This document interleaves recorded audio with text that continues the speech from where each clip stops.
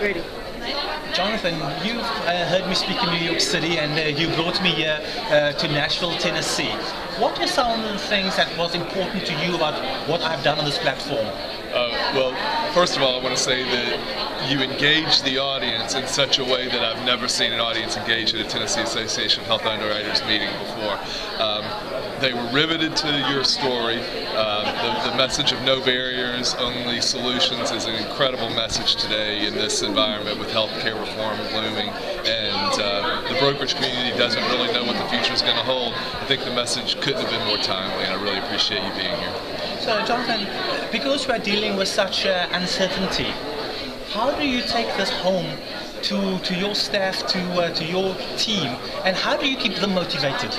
Well, I think the message is we stay positive, have goals, measurable outcomes, and keep moving forward. Come what may, we might not know exactly what the future is going to bring, but we know there's always going to be a market for insurance and for employee benefits. While that market might change, we know that there's going to be new plateaus to reach and new goals to achieve. So, in today's world of uncertainty and the world of where we have no guarantees, again, the insurance agents don't know what that future is going to be. How do you get people to adapt to change? There's the $64,000 question. Adapting to change is hard, whether it be clients or staff members, employees.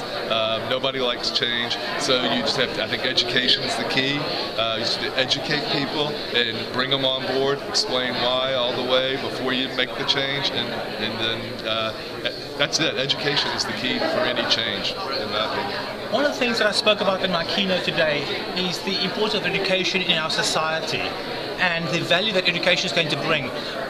We have a lot of young people who are very, very lost and don't know which way they're going to go. How can this industry help the future generations?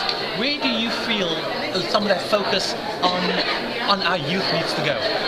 Well, in terms of the industry, I think the focus on the youth needs to be, we need to have more training programs for the youth. We need to bring young agents in and kind of nestle them, bring them up so that they can be successful in the industry. They can learn to love the industry, which those of us who've been in it for a long time see the power of it, see the positive changes that we're making in people's lives, and I think with that, we just have to bring them along.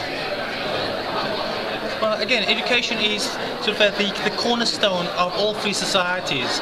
And if we are going to transform healthcare, we have to transform our own ideas, our own attitudes, and we have to also learn to become collaborative in how we do things.